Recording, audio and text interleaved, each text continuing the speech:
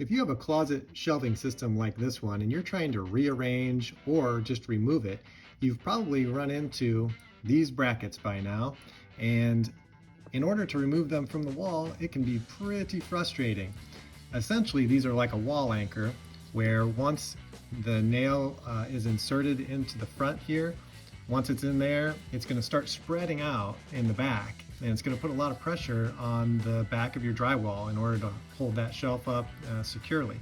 So if you're trying to just pull these out and pull them out, let's say with some pliers, you're going to apply a lot of pressure trying to pull those out, and you could really create a bigger hole when you pull it out. You could chip your drywall, damage your drywall, because it's trying to come out a hole this big, but this is spread this big when this nail is in there.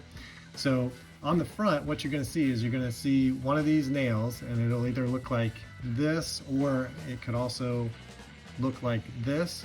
You probably have one of these two. These are the most common type to be in here. And so what we really need to do is we need to remove that from this first, because once you remove that out of there, this will go back down to size and you'll be able to get this out really quickly and easily. So I'm going to show you a technique that I use that works like a charm every time. If you like this type of content, smash that subscribe button. Okay, here we are in the closet. Just follow these 3 simple steps and we'll have this out in no time. First, you're going to want a flathead screwdriver, a small one if you have it. Just work it on the side here and get underneath the nail head as the best you can.